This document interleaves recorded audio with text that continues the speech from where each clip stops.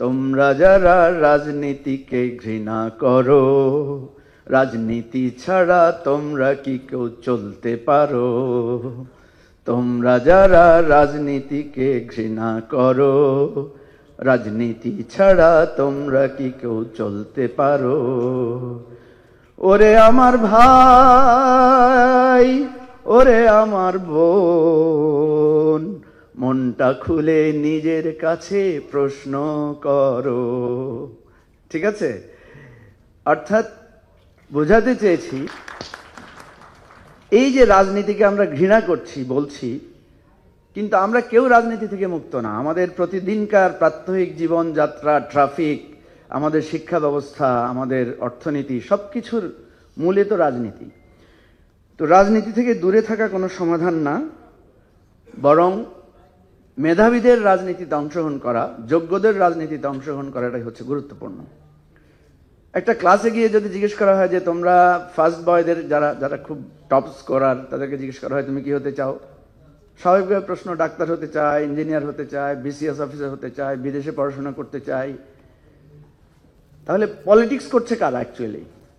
যার বিসিএস হয় নাই, যার বিদেশে যাওয়া হয় নাই, যে বুয়েটে চান্স পায় নাই, যে ইউনিভার্সিটিতে চান্স পায় নাই, গ্রামের কলেজে পড়েছে বা বিভিন্নভাবে হয়েছে, কিন্তু পলিসি মেকার হচ্ছে তারা।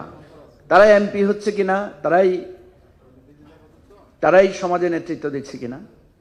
তখন দেখা যাচ্ছে কর্মজীবনে গিয়ে একজন ডাক্তার বা একজন প্রফেসর বা একজন বিসিএস কর্মকর্তা ওই পলিটিশিয়ানের কাছে যাচ্ছে তার পোস্টিং এবং ট্রান্সফারের জন্য।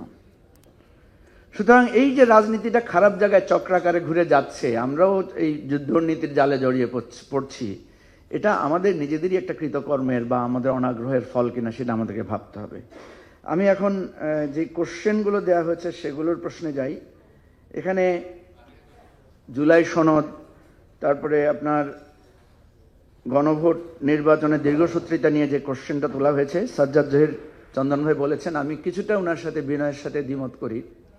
কারণ আমরা যে ডিসকাশনটা করেছি, আমরা কিন্তু অনেক রাতভর লেখাপড়া করেছি, কনস্টিটিউশনের উপরে চর্চা করেছি। এই ডিসকাশনটা 7-8 মাস ধরে না হয়ে এটা কিন্তু 15 দিনেই শেষ হতে পারত। কারণ এটা একটা রিসার্চের বেসিসে, একটা ডিসকাশনের বেসিসে, একটা কম্প্রেসড ওয়েতে আমাদের সামনে প্লেস করা হয়েছে, যেগুলো বেশিরভাগই আমাদেরই প্রস্তাবনা ছিল, আমাদের কাছ থেকে চাওয়া হয়েছে, এক ধরনের জরিপ করা হয়েছে, তুলে ধরা হয়েছে। এখন সমস্যাটা কোথায় হয়েছে প্র্যাকটিক্যাল জায়গায় আমি বলি, এখানে কেউ মন খারাপ করবেন না, আমিও বায়াস হতে পারি। প্র্যাকটিক্যালি প্রবলেমটা হয়েছে যেখানে গিয়ে আমরা দেখলাম যে প্রধান যে দুটো দল, অবভিয়াসলি এখানে আরেকটা দল যুক্ত হয়েছে, সেটা হচ্ছে এনসিপি, যেহেতু তারা গণ অভ্যুত্থানের নেতৃত্বকারী অংশটা এনসিপিতে ছিল। আমরা দেখলাম যে ভাইটাল জায়গায় এই তিনটা দলের মতটা খুব গুরুত্বপূর্ণ হয়ে যাচ্ছে, এবং গ্র্যাজুয়ালি দেখা যাচ্ছে বিএনপির পজিশনটা হয়ে যাচ্ছে গভর্নমেন্ট আর লাইক গভর্নমেন্ট, আর আদার্স পার্টিগুলো হয়ে যাচ্ছে অপোজিশন। কারণ বিএনপি যখন মতামত দিচ্ছে, মনের অলক্ষ্যে সে ভাবছে যে তাকেই এটা এক্সিকিউট করতে হবে, কারণ সে গভর্নমেন্টে যাবে, সে নির্বাচিত হবে, তাকে এটা এক্সিকিউট করতে হবে, আর বাকিদের তো এক্সিকিউট করার দরকার নাই। সে হয়তো ভাবছে এবি পার্টি আদৌ এমপি হবে কিনা, নুরুল হক নূর আদৌ এমপি হবে কিনা, পার্লামেন্টে যাবে কিনা, তাসনিম জারা যাবে কিনা, সাজ্জাদ জহির চন্দন যাবে কিনা। বিএনপি পরোক্ষভাবে মনে করছে আমি তো সরকারে যাব, এরা যা আলোচনা করছে সব তো আমার ঘাড়ে এসে চাপবে। আমি কি বুঝাতে পারছি আমার কথাটা? ফলে প্রত্যেকটা জায়গায় আমরা দেখছি বিএনপি এই ইস্যুটা নিয়ে ডিবেট করছে বা বলছে এটার কনস্টিটিউশনাল এক্সপ্লেনেশন দিচ্ছে, এটার প্র্যাকটিক্যাল অ্যাপিয়ার করতে কি কি অসুবিধা হবে এগুলো নিয়ে আলোচনা তুলছে। আমি কালকে একটা কথা মির্জা ফখরুল ইসলাম আলমগীর সাহেবের সামনেই বলেছিলাম, এই কাজটা যদি আওয়ামী লীগ করতো কি 2 সপ্তাহের মধ্যে পুরো সবকিছু মেনে নিত, বলতো যে ডান, যান আপনারা যত 64-84 দিয়েছেন এটা ডান। কারণ সে জানতো যে সে এটা করবে না, সে আমাদেরকে প্রতারিত করবে। এখন বিএনপি কিন্তু খুব সিরিয়াস গলদগর্ম হয়ে গেছে। সালাউদ্দিন ভাই এই বিশাল বিশাল ফাইল নিয়ে আসতেন, সাথে 2-3 জন সহকারী নিয়ে আসতেন। এই যে সমস্যা, যে বিএনপি নিজেকে ভাবছে আমি তো সরকারে যাব, আমাকেই তো এটা এক্সিকিউট করতে হবে, ইভেন আউট অফ দি বক্সে বিএনপির নেতারা আমাদেরকে বলতেন যে তোমরা তো সরকারে যাও নাই, কেমনে বুঝবা এগুলা কি সমস্যা হইতে পারে। ঠিক আছে, এখন দেখেন বিএনপি যদি এই কাজটা করতো যে ওকে ডান, বাট এটা বাস্তবায়নের দায়িত্ব কিন্তু সবাইকে নিতে হবে, আমরা একা নিব না। যেটা আমরা বলেছিলাম যে আমরা সবাই একসাথে স্বাক্ষর করব, আমরা করব সেটা। দেখেন যেই যেই বিষয়গুলোতে মানে দ্বিমত পোষণ করেছেন ওনারা, নোট অফ ডিসেন্ট দিয়েছেন, সবগুলো ক্ষেত্রে একটাই যুক্তি ছিল যে এক্সিকিউশনের যারা দায়িত্বে থাকবেন, অর্থাৎ এক্সিকিউটিভ ডিপার্টমেন্ট যেটা, নির্বাহী বিভাগ যেটা, সে নির্বাহী বিভাগের এটা খাটাতে কাজ করতে গিয়ে অসুবিধা হবে। তো আমরা তো সেটাই চাচ্ছি, নির্বাহী বিভাগকে একচ্ছত্র ক্ষমতা কাটেল করার জন্য তো সংস্কার। আমি অনেক লম্বা কথা হয়ে যাবে। যারা বলছেন এত কিছু করার পরে একটা ঘোড়ার ডিম প্রডিউস হয়েছে, এটা পলিটিশিয়ানদের জন্য দুর্ভাগ্যের ব্যাপার। আমরা একসাথে বসেছি, এক টেবিলে বসেছি, টেবিলে বসলে দেখি খুবই আন্তরিক। যখনই মিডিয়ার সামনে মাইকে যান তখন ওনাদের আবার জাগ্রত হয়ে যায় যে ওনারা তো ওনাদের পার্টির পজিশন নিয়ে কথা বলতে হবে। তখন জামাত বলে যে পিয়ার ছাড়া মানি না। জামাতের লোকদেরকে টেবিলে বসে জিজ্ঞেস করছে আসলে কি পিয়ার মান্য? বলছি আর কি ভাই, হোয়াট ইজ দিস? বলছে আমরা শুধু আপারের পিয়ার হলে আমরা রাজি আছি। এই জায়গাগুলো, গোপন কথা কিছু বলে ফেললাম আপনাদেরকে, ঠিক আছে? কথা হচ্ছে এই জায়গা থেকে সরে এসে মাইকের সামনে, বাংলাদেশের যে টিভি চ্যানেলগুলো না থাকতো আমাদের রাজনীতি আরো ভালো হয়ে যেত। কেন বলছি জানেন? সেদিন একটা পত্রিকার গোল টেবিল অনুষ্ঠানে গেলাম, তো গোল টেবিল শেষ করে বেরিয়ে আসছি, এডিটর সাহেব রিপোর্টারকে জিজ্ঞেস করছেন তোমার নিউজ পাইছো তো? বলছে স্যার অ্যাটাকিং কিছু তো পাই নাই। বুঝতে পারছেন ঘটনা? মানে অ্যাটাকিং কিছু হচ্ছে নিউজ। আমি এসে বলবো অমুকরে ফাটাই ফেলবো, তোমাকে এসে বলবো অমুকরে ডুবাই ফেলবো, এটাই হচ্ছে নিউজ। তো এনিওয়ে, আমি মনে করি বিএনপি যদি তার জায়গা থেকে নিজেকে ইনক্লুড না, আসলে দেখেন বিএনপি কিন্তু একটা মানে জাতীয় সরকারের কথা বলছে যে আমরা একটা জাতীয় সরকার করব, নির্বাচিত না হলেও তাদেরকেও আমরা জাতীয় সরকার রাখবো, এই ধরনের কথা বলছে। কত প্রোগ্রেসিভ কনসেপ্ট। তাহলে সেই জায়গা থেকে বিএনপি যদি সরে এসে ইন্টারনালি একটা নিজেরাই একটা সমঝোতা করে বলতো যে ভাই এতটুকু পারবো, এতটুকু আসেন আমরা ডান করে ফেলি, তাহলে আমি মনে করি যে জুলাই সনদ, গণভোট, বিতর্ক সহজে সমাধান হয়ে যেত। এখন যে আলোচনাটা হচ্ছে এটা না বললেই নয়। আমি ঐকমত্য কমিশনকে জিজ্ঞেস করেছিলাম যে আপনারা নোট অফ ডিসেন্টের ইস্যুগুলো কেন তোলেন নাই, দেন নাই কেন? কারণ নোট অফ ডিসেন্টের ইস্যুগুলো সহই তো জুলাই সনদ প্রস্তুত হয়েছে।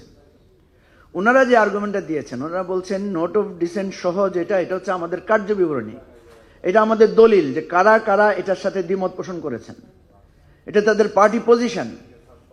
কিন্তু আমরা যেটা দিয়েছি সেটা হচ্ছে ডিসিশন। ডিসিশনে কখনো নোট অফ ডিসেন্ট লেখা হয় না, এটা হচ্ছে ওনাদের আর্গুমেন্ট। খুবই স্বাভাবিক, আমরা যদি আমাদের অফিস থেকে কাউকে ফায়ার করি, ধরেন আলোচনা করলাম 10 জনে মিলে অমুককে আমরা চাকরিচ্যুত করছি, 3 জন আপত্তি করলেন, 7 জন বললেন যে না তাকে চাকরিচ্যুত করা যায়, তাহলে ডিসিশন কোনটা হবে? চাকরিচ্যুত ডিসিশন নিতে হবে, তাই না? তাহলে কার্যবিবরণীতে লেখা থাকবে যে 7 জন এটার পক্ষে ছিলেন, 3 জন এটার বিপক্ষে ছিলেন। কিন্তু যখন ডিসিশন থ্রো করা হবে তখন বলা হবে অমুককে এই নানা অপরাধে চাকরিচ্যুত করা হয়েছে। কারা কারা পক্ষে ছিলেন, বিপক্ষে ছিলেন, সেটা ডিসিশনে লেখা হবে না। এই জন্য ওনারা বলছেন আমরা যেটা জাতীয় অর্ডার যেটা করেছি সেখানে আমরা নোট অফ ডিসেন্টগুলো অন্তর্ভুক্ত করি নাই। এনিওয়ে, আমি ওই বিতর্কে যেতে চাই না। আমি 1 মিনিট আছে, আমি বেশি পয়েন্ট টাচ করব না, যেহেতু স্বাধীনতা দেওয়া হয়েছে। আমি মানে ক্যাম্পাস ভিত্তিক সংগঠন, জাতীয় রাজনীতি নেতৃত্বে বাছাইয়ের কি হওয়া উচিত সেটা বলছি। বাছাইয়ের কোনো আলাদা ক্রাইটেরিয়া নাই। এখানে যদি আমরা দেখি বেশ কয়েকজন নেতা আছেন, সে ফর এক্সাম্পল নুরুল হক নূর। তোমাদের মধ্যে যদি সার্ভে করা হয় নুরুল হক নূর কিভাবে একটা গ্রাম থেকে উঠে এসে জাতীয় নেতৃত্বে সে এত সৌকর্য, এত আলোচিত হলো, অনেক বিতর্ক হবে। কিন্তু আমার দৃষ্টিতে মনে হয় যে নুরুল হক নূরের ডেডিকেশন, সিরিয়াসনেস, সে অনড় ছিল, প্রতিবাদ মেনে নেয় নাই, প্রতিবাদ ঘুষি খাইছে একটা, আওয়াজ দিছে 10টার মতো করে। ফলে ওরে একসময় টাচ করাই পুলিশ ভয় পাইতো যে ওরা টাচ করলে তো কেমত হয়ে যাবে, ওরে ধরলেই তো সে পত্রিকার নিউজ হয়ে যায়। তাহলে তার মনে হচ্ছে এই প্রতিবাদী রূপটা মানুষ পছন্দ করে। সেকেন্ড ধরো তাসনিম জারা, ভেরি ব্রাইট একটা ব্যাকগ্রাউন্ড, ভেরি ব্রাইট একটা ব্যাকগ্রাউন্ডের কারণে সে যখন পলিটিক্সে এসেছে সবাই তাকে ওয়েলকাম করেছে এবং একদম শীর্ষ জায়গায় স্থান দিয়েছে। একইভাবে স্বপন ভাই, সাজ্জাদ জহির চন্দন, ওনাদের একটা আইডিওলজিক্যাল পজিশন ছিল। স্বপন ভাই খুব ভালো বক্তা ছিলেন। এই যে ভালো বক্তা, অনড় মনোবল, ব্যাকগ্রাউন্ড, এগুলো কিন্তু রাজনীতির জন্য খুবই গুরুত্বপূর্ণ। আর দুটো জিনিস খুবই গুরুত্বপূর্ণ, একটা হচ্ছে ফিনান্সিয়াল ডিসঅনেস্টি আর একটা হচ্ছে ক্যারেক্টারের ডিসঅনেস্টি। এই দুইটা থাকলে পলিটিক্স করা উচিত না। ক্যারেক্টার নিয়ে যদি প্রশ্ন থাকে তুমি বেশি দূর আগাতে পারবে না, তুমি পাবলিক স্পেয়ারে দাঁড়াতে পারবে না। ফিনান্সিয়াল ডিসঅনেস্টি থাকলে তোমার যাত্রাপথ কিছু দূর এগিয়ে আবার থেমে যাবে, ক্ষণে ক্ষণে থেমে যাবে। এই জিনিসগুলো পলিটিক্সের জন্য ভেরি ইম্পর্টেন্ট। আমি আর আগাতে পারছি না। নারীদের আসনটা বলে শেষ করছি। নারীদের সংরক্ষিত আসনের নিয়ে আমরা আলোচনা করেছিলাম, কিন্তু কিভাবে এটাকে আমরা ম্যানেজ করব। আমরা কিন্তু ইন প্রিন্সিপাল এগ্রি করে গিয়েছি যে নারীদের জন্য 100 সিট সরাসরি থাকবে। আমরা আরো প্রোগ্রেসিভ হয়ে বলেছি নারীদের জন্য 300 সিট দরকার, 300 পুরুষ 300 নারী। কারণ আমাদের পপুলেশনের পার্সেন্টেজটা অলমোস্ট 50-50। সমস্যা হচ্ছে সিট কিভাবে আমরা ঠিক করবো। 100 সিট, প্রথমে প্রস্তাব এসেছে যে 3 সিট মিলে একটা। সবাই এবার আপত্তি তুলেছে, কারণ 3 সিট মিলে একটা হলে এক একজনের ভোটার কভারেজ হয়ে যায় প্রায় 10 কোটির উপরে, 10 লক্ষর উপরে। এইটা কভার করা খুবই কঠিন একটা নারীর পক্ষে। তখন একটা ডিসক্রিমিনেশন হয়ে যায় যে ওরা হচ্ছে 2 লাখ 3 লাখ 5 লাখের এমপি আর এই নারী হচ্ছেন 10 লাখের এমপি। এটা একটা ঝামেলা তৈরি হয়। তারপরে বলা হয়েছে যে আমরা ঘূর্ণায়মান করব। ঘূর্ণায়মানের ব্যাপারেও আমরা একমত হতে পারি নাই। সুতরাং এই জায়গাটা আমাদেরকে মেনশন করতে হবে কিভাবে এটা সলিউশন করা যায়। আদারওয়াইজ আমাদের নারীদের রাজনীতিতে যে পশ্চাৎপদতা, এটা থেকে আমরা উঠে আসতে পারবো না।